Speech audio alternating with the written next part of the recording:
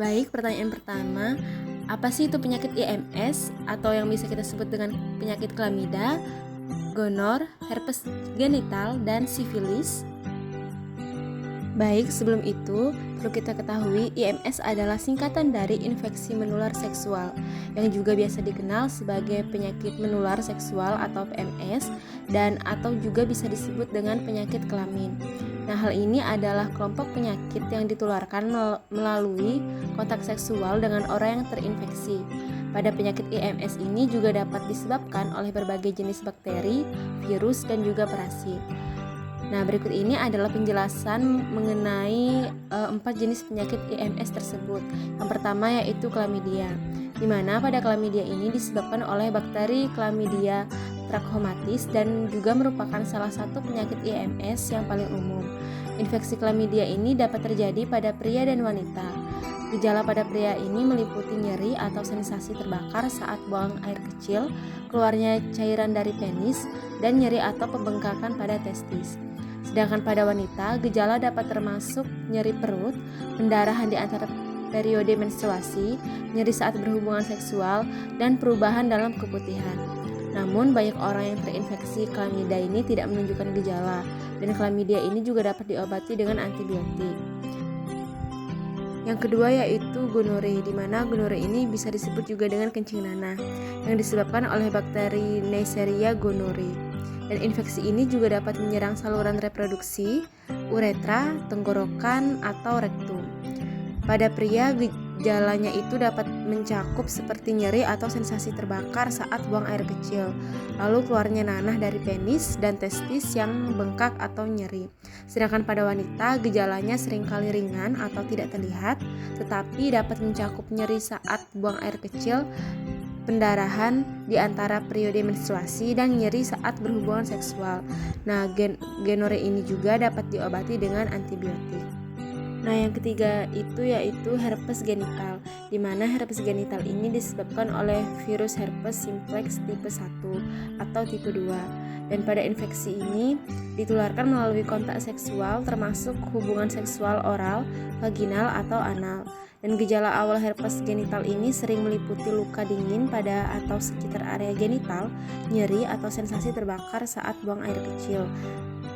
Selain itu juga merasakan gatal dan pembengkakan kelenjar getah bening. Setelah infeksi awal, virus herpes ini akan tinggal dalam tubuh dan dapat menyebabkan kambuh berulang di masa depan. Nah, meskipun tidak ada obat yang dapat menyembuhkan herpes, obat antivirus ini dapat membantu mengontrol gejala dan mengurangi resiko penularan. Lalu yang keempat yaitu sifilis, di mana sifilis ini disebabkan oleh bakteri Treponema pallidum dan infeksi ini berkembang melalui kontak langsung dengan luka terbuka yang disebabkan oleh sifilis. Nah, tahap awal sifilis ini seringkali tidak menimbulkan gejala yang jelas. Namun dalam beberapa minggu atau bulan setelah infeksi awal, luka terbuka ini dapat muncul di area infeksi. Dan jika tidak diobati, sifilis ini dapat berkembang menjadi tahap lanjutan dan menyebabkan komplikasi serius pada organ dalam, sistem saraf, dan tulang. Dan sifilis ini juga dapat diobati dengan antibiotik. Selanjutnya yaitu pertanyaan kedua, bagaimana kondisi biologis alat reproduksi wanita saat terkena penyakit IMS seperti Chlamydia, gonore, herpes genital, dan sifilis? Yang pertama yaitu Chlamydia. Chlamydia adalah infeksi yang disebabkan oleh bakteri Chlamydia trachomatis. Pada wanita, Chlamydia dapat menyebabkan peradangan pada saluran tuba atau rahim. Kondisi ini dapat mengganggu fungsi alat reproduksi dan menyebabkan masalah kesuburan. Wanita yang terinfeksi Chlamydia juga dapat mengalami nyeri panggul, pendarahan di antara periode menstruasi, atau perdarahan setelah hubungan seksual. Yang kedua adalah gonore. Gonore atau juga dikenal sebagai kencing nanah disebabkan oleh bakteri Neisseria gonorrhoeae. Pada wanita, infeksi gonore dapat menyebabkan peradangan pada saluran reproduksi seperti serviks, rahim, dan saluran tuba.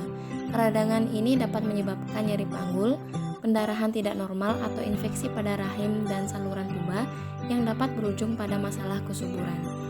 Infeksi gonore yang tidak diobati juga dapat meningkatkan risiko infeksi rahim atau infeksi pelvis inflamatori.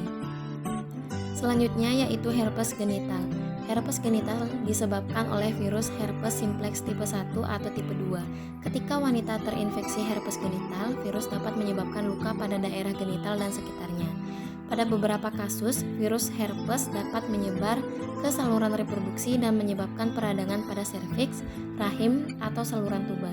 Infeksi herpes genital pada wanita dapat menyebabkan nyeri panggul, gangguan menstruasi, dan meningkatkan risiko komplikasi selama kehamilan seperti penularan virus kepada bayi selama persalinan.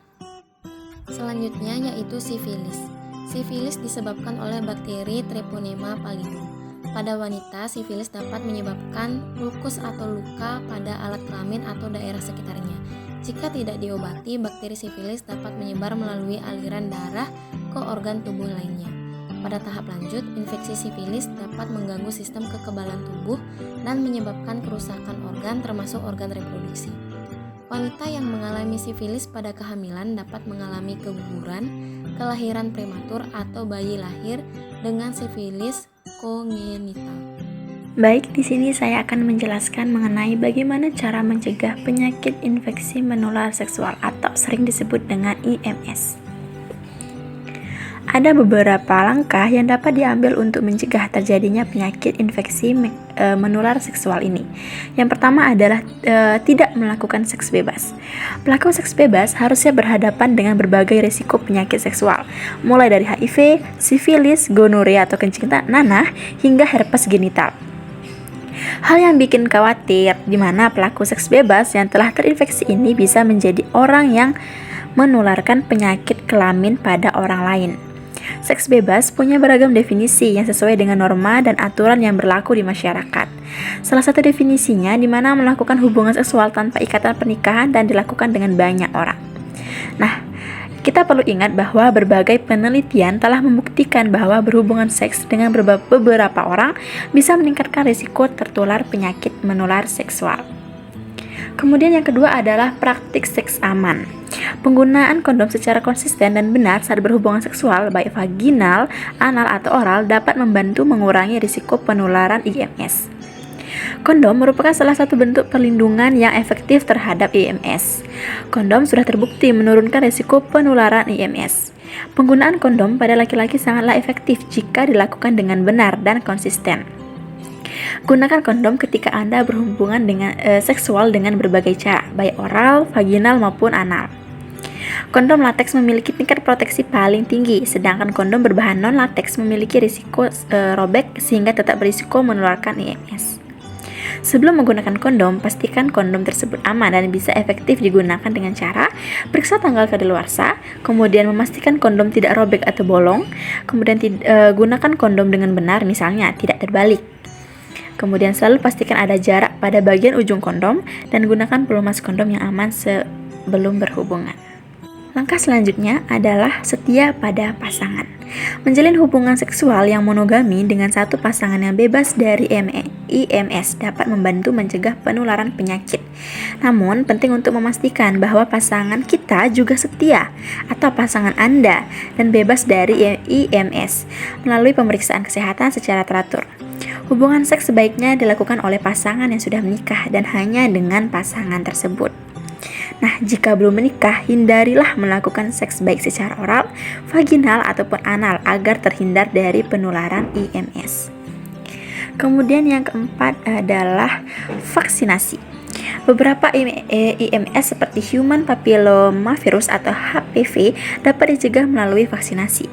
Konsultasikan dengan tenaga medis atau dokter mengenai vaksin yang tersedia dan relevan untuk kita atau untuk Anda.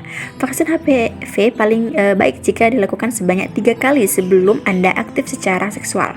Jika sudah aktif secara seksual tetapi belum vaksinasi HPV, Anda tetap dianjurkan untuk menerimanya. Kemudian yang kelima adalah tes dan pemeriksaan kesehatan. Melakukan tes dan pemeriksaan kesehatan secara rutin merupakan langkah penting dalam mencegah IMS.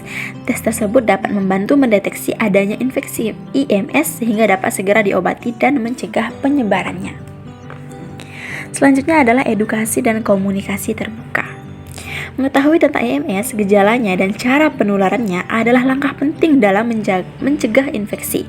Selain itu, penting untuk berkomunikasi secara terbuka dengan pasangan Anda mengenai riwayat kesehatan seksual dan melakukan diskusi tentang langkah-langkah pencegahan IMS. Selain itu, mendapatkan informasi dan pendidikan seksual sejak dini dapat meningkatkan pemahaman tentang seksualitas, IMS, dan cara pencegahannya melalui sumber-sumber yang dapat dipercaya, merupakan langkah penting dalam mencegah IMS. Mendapatkan pendidikan seksual yang akurat dan komprehensif dapat membantu mengurangi risiko IMS. Selanjutnya, yang paling penting adalah menghindari penggunaan narkoba dan berbagai jarum suntik. Penggunaan narkoba atau minum-minuman keras, terutama melalui jarum suntik, dapat meningkatkan risiko penularan IMS, termasuk HIV.